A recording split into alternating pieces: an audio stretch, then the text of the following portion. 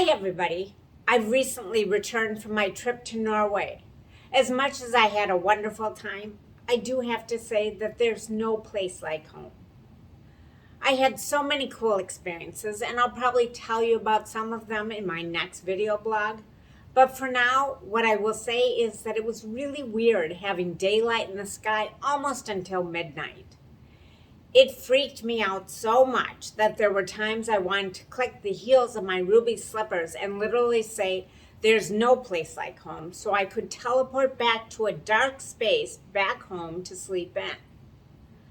Like I said, I'll get back to Norway next time around. This month, I want to tell you about a really special event I attended just before my trip to Norway. I had the immense pleasure and privilege of attending my nephew Josh's wedding to the amazing Nikki. The wedding was held in Pittsburgh, so I had to travel and have lots of things in order. I had to have all my clothing in order. I had to have all of my medications and supplements in order. Weddings are very big deals, even when you don't have to travel to attend them. So I was a little bit anxious about being able to pull it all together. Before I left, though, I made sure I made some really important decisions. I'm about to start a new gut detox protocol, and while I was feeling pressured to start it before my trip, I decided that I really didn't have to force myself to do so, which would complicate my whole experience at the wedding.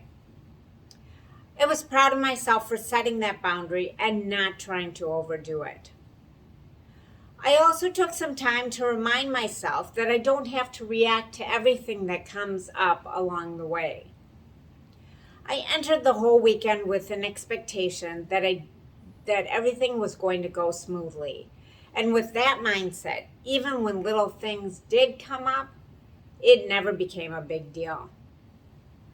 I prepared myself in advance for the possibility that there would be a few higher intensity moments and that I would be okay with those moments.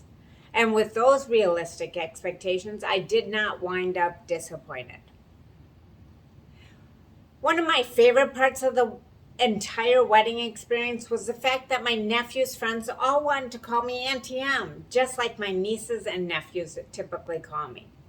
It was so endearing to have so many awesome young men and women joyfully celebrating and lovingly calling me Auntie M.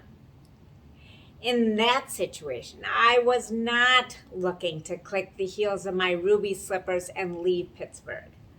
Auntie M, pun intended. It was also pretty clear I wasn't in Kansas any longer. I'm noticing that I used the same strategy again as it applied to the Bike MS event.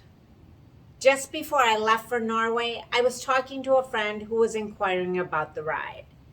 He asked how I felt about my traveling since I was going to be overseas and traveling for almost 10 days, only coming home a week before the event. When I told him that I was at peace with where things were at, I noted that the trip to Norway would be active and that I would be walking a lot so I wouldn't lose my cardio conditioning. And I also said that I had no expectation that I would be able to ride a full century 100 miles on the Saturday of the Bike MS event.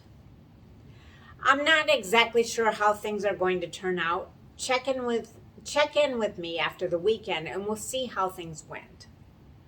Either way, I know that both of these amazing events, the wedding and the annual MS events, are very special experiences for me. I'm proud of myself for having realistic expectations, and in that process, I have found that things frequently exceed my expectations. Well, that's it for this time. I'm going to keep it short because I need to dash over to the windowsill to see if Dorothy and Toto are bicycling up the pathway. Tune in next time for the conclusion of Tell Me More About Norway and the results of Bike MS. Ciao, ciao for now from Kansas. See you soon.